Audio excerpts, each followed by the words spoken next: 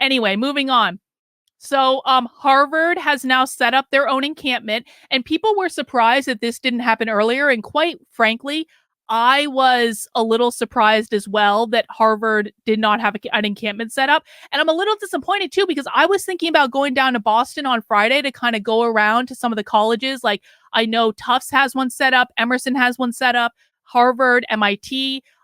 But Harvard has now closed Harvard Yard to anyone that's not a student. So I don't even know if I would be able to get into Harvard to be able to go see it. They say it's going to open back up on Friday afternoon, so maybe I could go later in the day. We'll see. But Harvard has had a mass protest this morning about the whole Palestinian thing. And actually, what's funny is Harvard actually suspended the students. Breaking, Harvard has set up an encampment for Gaza despite Harvard's many attempts to intimidate students from participating. Harvard suspended students from the Palestinian Solidarity Committee and restricted access to Harvard Yard in anticipation. Well, for everyone that's saying, suspend the students, expel the students. Did suspending the students stop it? No. Did restricting access to Harvard Yard stop it? No. Like, I'm sorry, but this is ridiculous at this point. Like, what needed to happen is the students needed to be allowed to protest. There is a First Amendment in this country. The students should have been allowed to protest. But all of these efforts to stop the students from protesting because they're anti-Semitic. All of these efforts to stop the students from protesting has just made the situation worse. So we'll see. Harvard's getting that set up.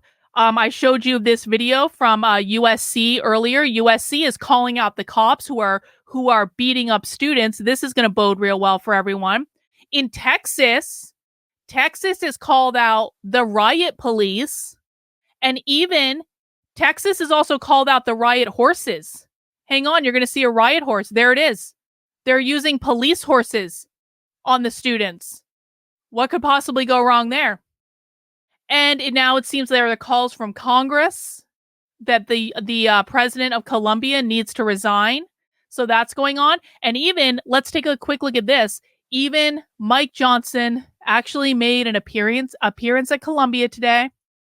The feckless Speaker of the House, who just sent Ukraine another $60 billion of our money, and Israel $30 billion of our money, as though Israel needed any more of our money. Mike Johnson, along with many members of Congress, made this appearance at Columbia earlier today. This kind of hatred and anti-Semitism to flourish on our campuses, and it must be stopped in its tracks. Those who are perpetrating this violence should be arrested. And I'm here today joining my colleagues and calling on President Shafiq to resign if she cannot immediately bring order to this chaos.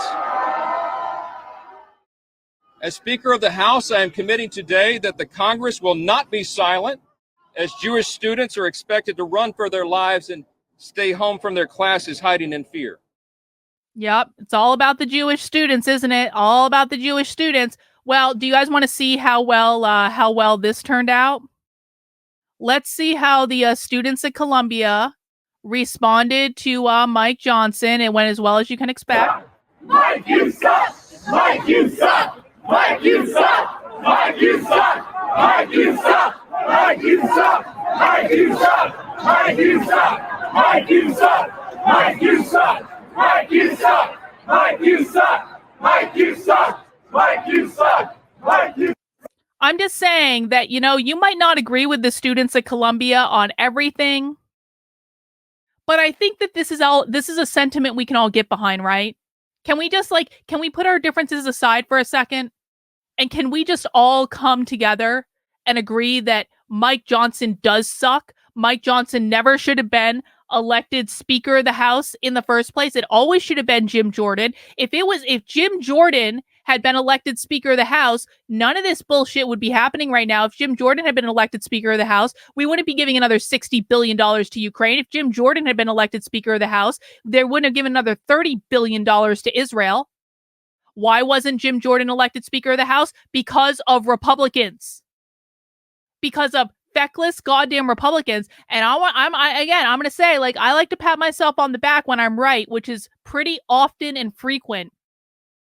I told conservatives 2 years ago, stop. Well, I told them before this, but I emphasized it around the 2022 midterms. I said, stop voting for horrible candidates. Stop voting for horrible Republicans. Stop voting for horrible candidates. Stop voting for horrible Republicans. And when I said, stop voting for horrible candidates, conservatives went, but that's the same as voting for a Democrat.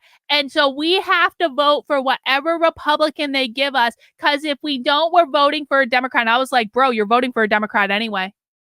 You're literally voting for Democrats. You are literally voting to be bent over and fucked by your own party, conservatives.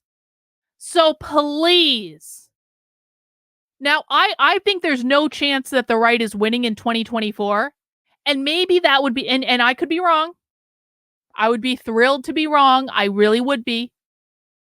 But can we please all remove our heads from our asses and understand that when you vote for horrible Republicans, it is no different than voting for Democrats. And the only way that the Republican Party is going to stop putting up these horrible Republicans that will bend you over and fuck you every single day of the week to be able to suck the dick of Israel, you're getting what you deserve, man. You're getting what you deserve. The only way to change the Republican Party is to stop voting for horrible candidates. And might you lose in the short term? Yeah, you're going to lose in the short term. Guess what?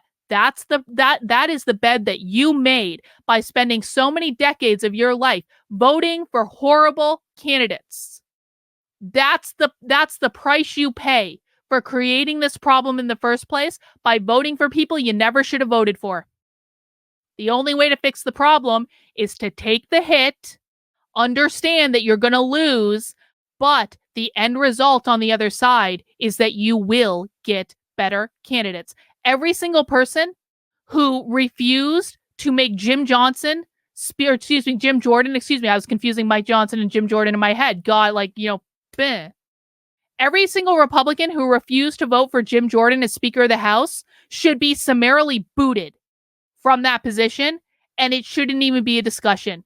It should be a one-vote issue. Did you support Jim Jordan or didn't you? Did you put Mike Johnson in front of Jim Jordan or didn't you? That should be the issue that you're voting on. I'm sorry. That's how I feel about it.